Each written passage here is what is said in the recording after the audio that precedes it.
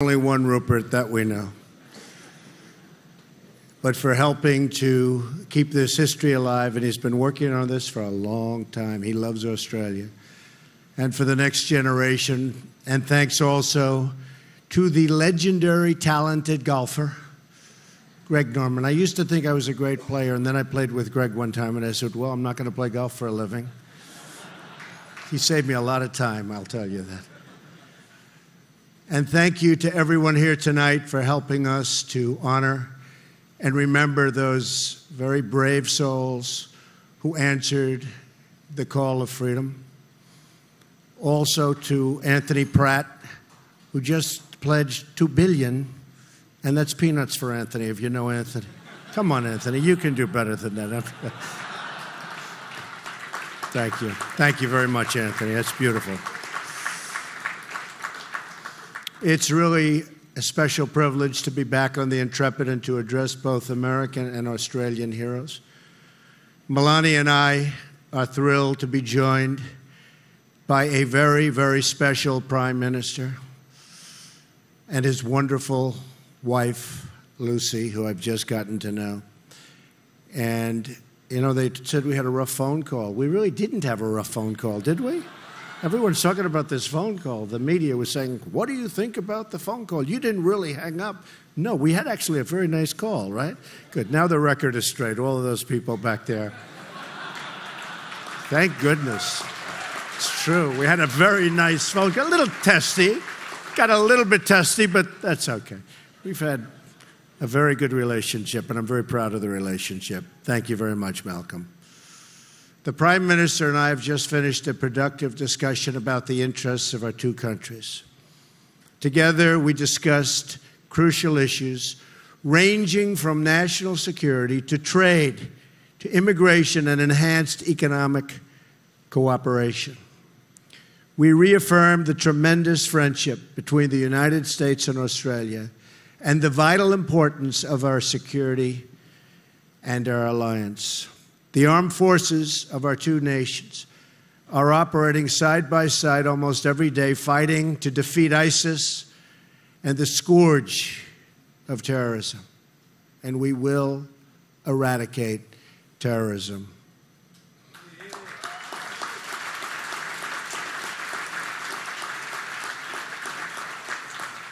To every man and woman who has served America and Australia in uniform, two proud nations salute you, believe me.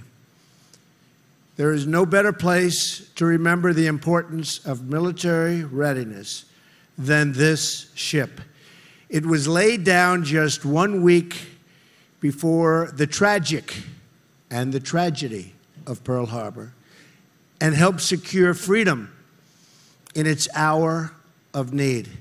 I was proud to share the news that this week my administration reached a historic deal with Congress to end the devastating cuts to the United States military.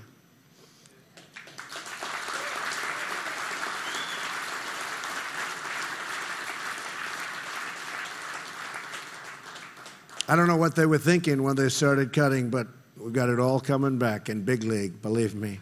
It's coming back fast, ordering lots of planes, lots of ships. Lots of jobs, too, by the way.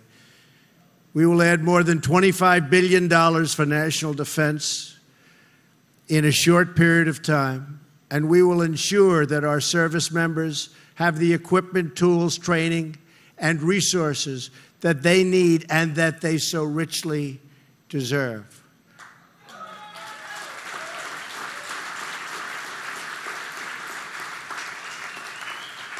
But security also requires friends that you can truly count on.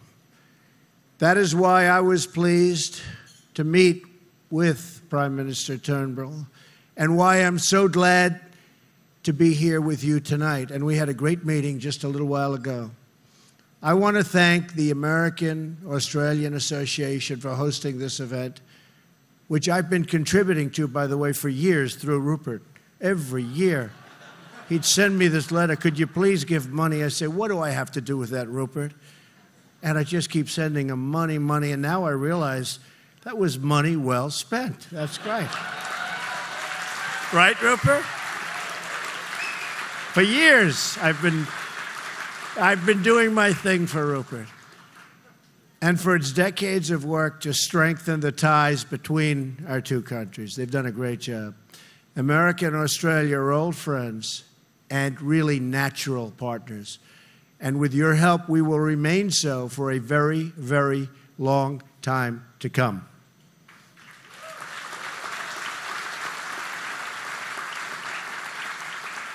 Our two nations were born as the rebellious children of the same parent. It's a very interesting statement. I've heard that before, too, about people. And for nearly a century, Americans and Australians have fought together, bled together, and died together as brothers and sisters. Since the First World War, when Australians led Americans in the Battle of the Homel, our brave warriors have fought shoulder to shoulder in every major conflict together. Their righteous cause has always been the same: the safety of our citizens and the survival of our freedom. From the beaches of Normandy, a vicious, vicious fight, to the jungles of Vietnam and the desert landscapes of the Middle East, where lots of progress, believe it or not, after all these years, is being made. Americans have had no better friends than the Australians. I mean that.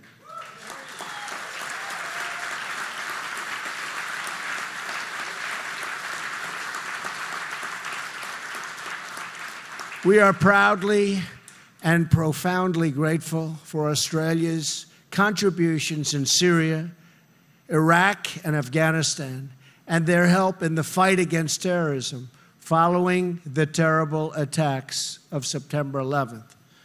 On behalf of the United States, I thank the Australian people tonight. Believe me, I have so many friends here from this country, and we love Australia, all of us. We really love Australia. Thank you very much.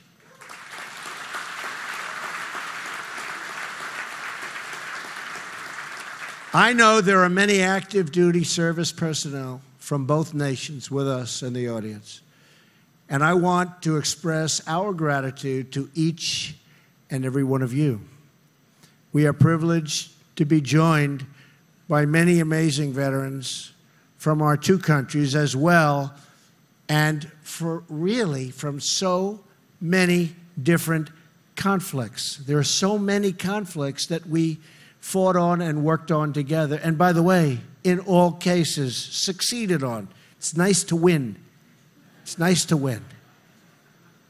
And we've won a lot, haven't we, Mr. Prime Minister? We've won a lot. We're going to keep it going, by the way.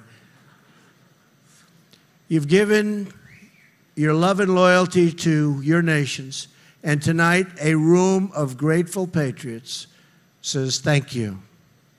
We are especially honored by the presence tonight of 7 World War II veterans, and we've been talking about them all night, but I should mention their name once again, perhaps for the final time tonight, or we can keep mentioning them because they're worth it. And their names again: John Hancock, Derek Holyoke, Gordon Johnson, Norm Tame, Wendell Thrasher, Roger Spooner, and Bill White. Great, great people. Great.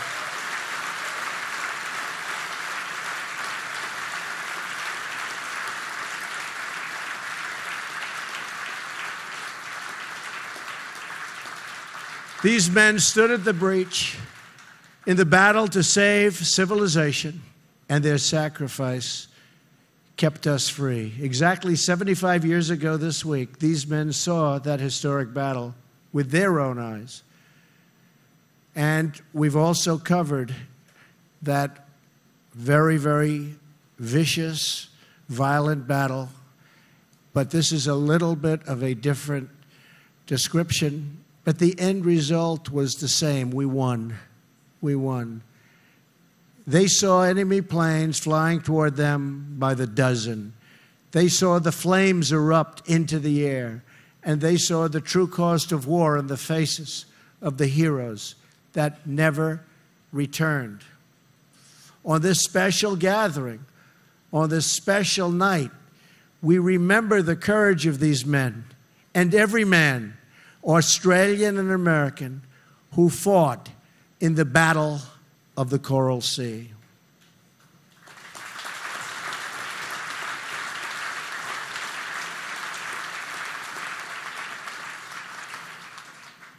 The count of the dead goes on, and the number of wounded do not even begin to describe the toughness of the fight and their incredible sacrifice.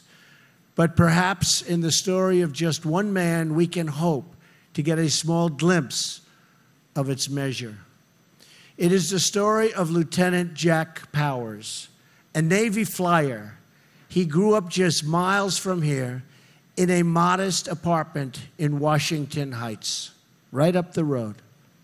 He then went on to the United States Naval Academy, incredible place. There, his roommate said of Jack, never trust him to respect conventionalities, because he wasn't a conventional person, to put it mildly. He's a hilarious rebel and his own man. You'll like him and really like him a lot. But you know what? He's just a different kind of a guy. In other words, he was a New Yorker.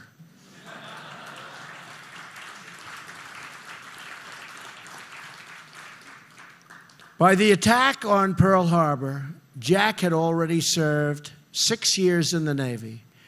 In the 6 months that followed, the Allies suffered many defeats and many, many casualties. Japan captured footholds all across the Pacific and now was closing, and really fast, closing in on Australia. In May 1942, the invasion fleet moved on.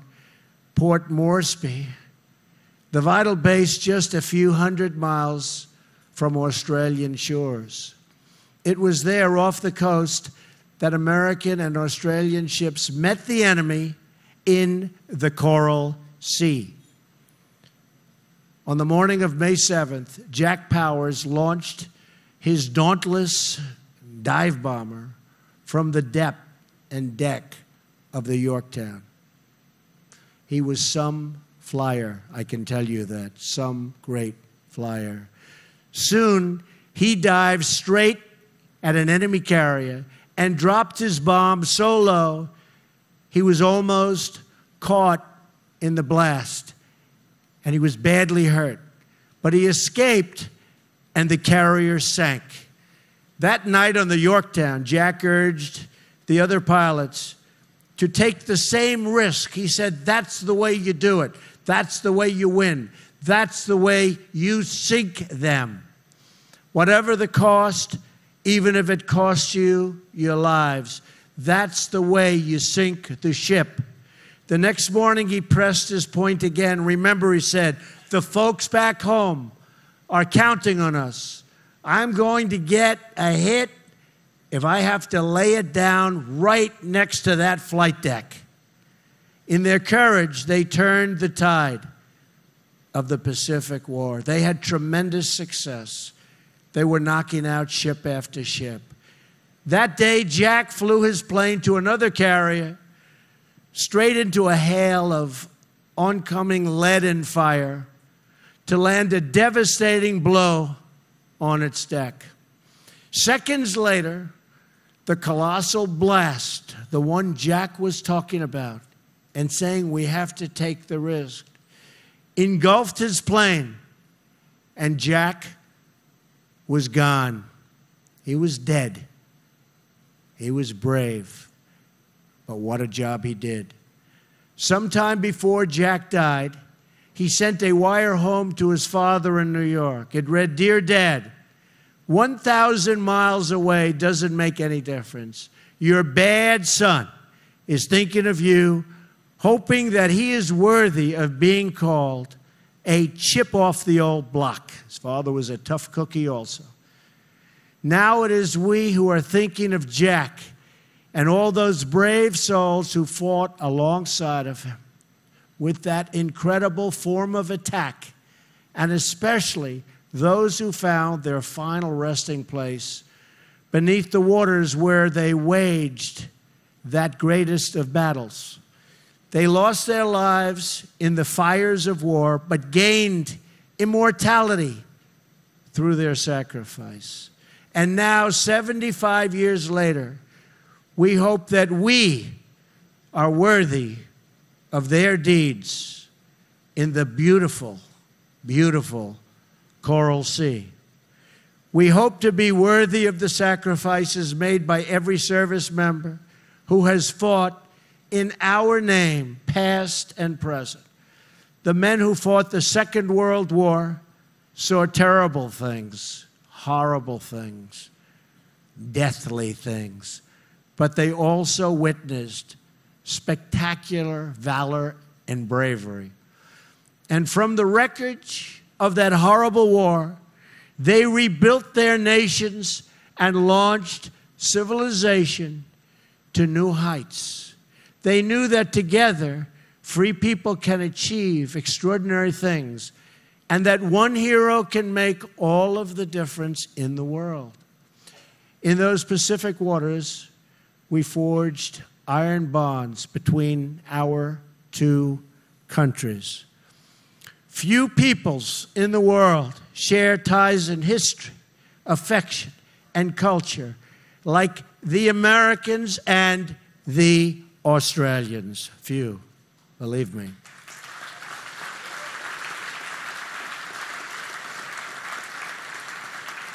Those ties were sealed with the blood of our fathers and grandfathers, and those same ties are now the priceless heritage we celebrate so beautifully tonight. So with love for our two nations, with pride in our shared history, and with faith in Almighty God, we renew our old friendship, and we pledge our lasting partnership in the search for prosperity and everlasting peace. Mr. Prime Minister, thank you very much. I'm honored that you're here. I'm honored that